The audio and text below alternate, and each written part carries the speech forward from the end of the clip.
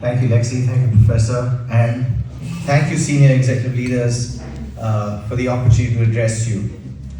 Tonight I stand before you, and like many of you, have decisions to make on the opportunities that lie ahead of us. But just as all of our professors did, in the 120 cases that we analyzed, let's pause for a moment and take a step back. Gilly said in this classroom. Approximately 12 months ago, having restructured my business, I was faced with the decision to either fire myself and hire a new CEO to replace me, or instead upskill. Since I believe in self-preservation, I chose the latter and wanted to save my job. So what I did was, I decided to apply to the best business school in the world. And a few weeks later, I got rejected by Stanford. Well, what I did was I immediately shot off a letter to Harvard, and well, I got rejected there too.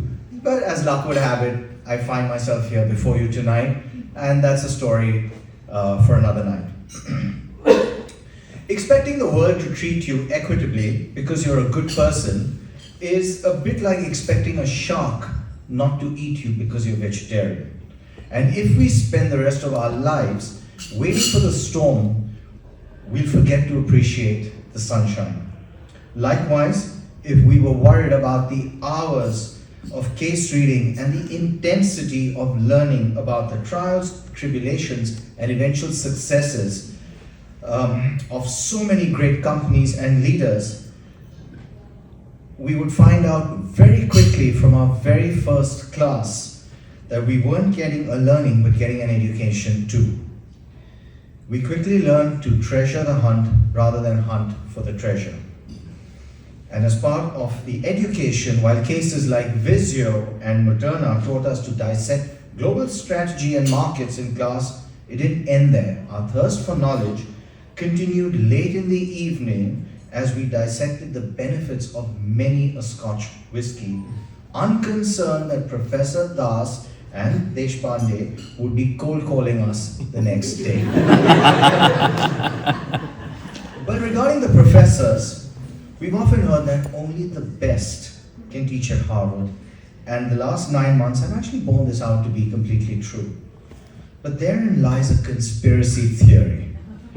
And if I may be provocative, we've heard how many Stanford, Columbia, MIT, and the like professors have sat in on case lectures to try and figure out what this secret sauce is.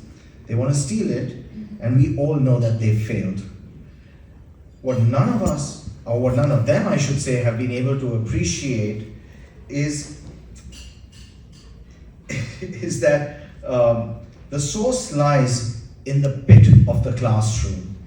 I have not so safely concluded that at the hiring process, a professor must be fit enough to do 10,000 steps in that pit during a case study or burn at least 1,009 calories.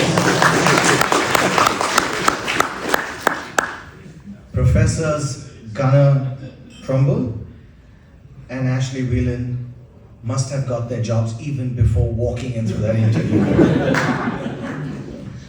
But they truly did teach us that life is not best lived from behind a desk.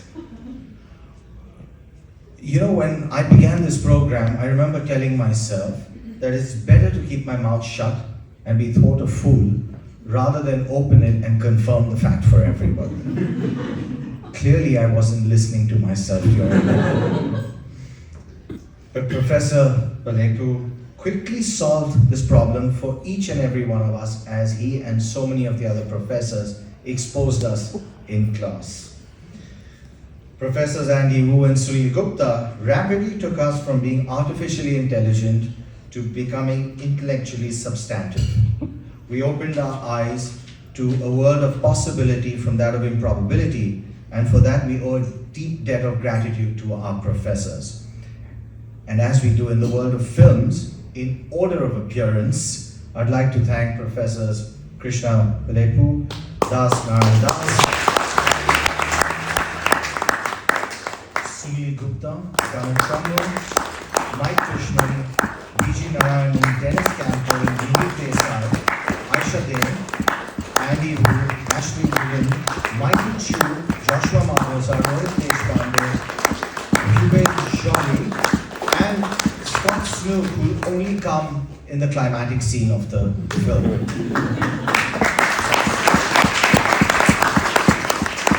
And a very, very special thanks to Professor V.G. Narayanan, whose voice has become so familiar through his videos over the 7 years of studying that he appeared in my dreams one night.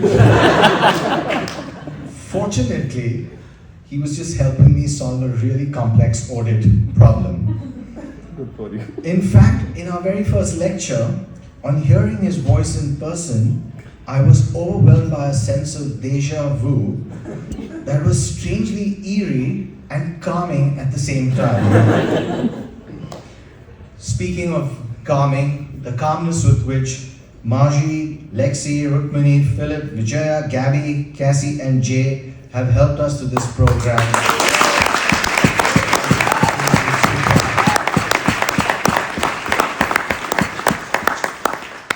Coming to my classmates, it won't be enough to just thank you. For rather, I owe you an even deeper debt of gratitude. A debt of gratitude for your generosity, your knowledge, your friendship, and of course, to some of you, your whiskey too. You made this easy, and I truly believe that wherever our lives take us, we will always have each other's backs. There has been so much expertise in this cohort that it would be neglectful of me not to recognize some of you who deserve special mention. Gold medalists, if you will, since we are coming off the fervor of the Olympic Games. Many records were broken over the last 9 months.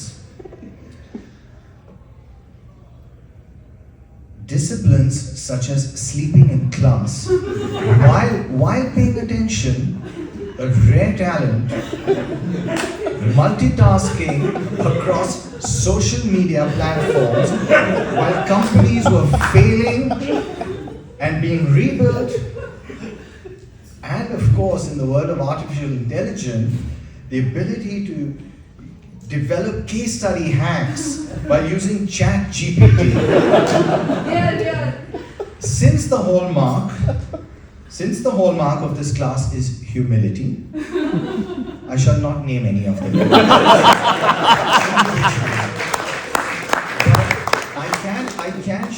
But I can share with great pride that in the total of the 9 months, the in-class naps exceeded 100.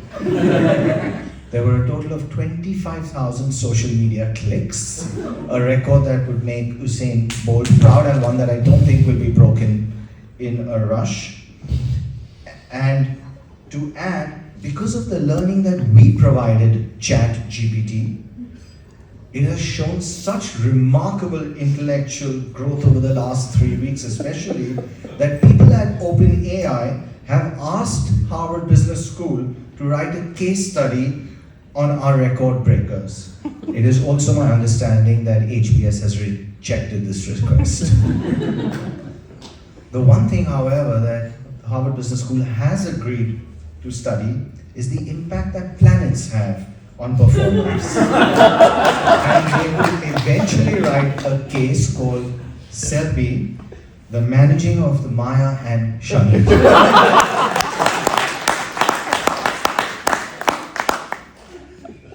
Speaking of performance, in less than 48 hours from now, each of us will join the most illustrious group of alumni in the world. I cannot thank the admissions team at Stanford enough for rejecting my overtures, because as I join you and others before us to become ambassadors of the best business school in the world, we all do so with a sense of responsibility rather than pride. We all came together with our personal baggage, perhaps to shed it in this program, and in the process learned that we don't need to, because we have each other to help with the heavy lifting. Life is becoming increasingly complex, and we should be grateful for and cherish each moment that we get through. When we go to bed each night, we aren't sure if we will wake up the next day, and if we do, we're not sure if we'll get to go to sleep at the end of the day. This is best captured by Rudyard Kipling in his masterpiece poem, If. He ends it with words that have been etched in my mind and soul forever.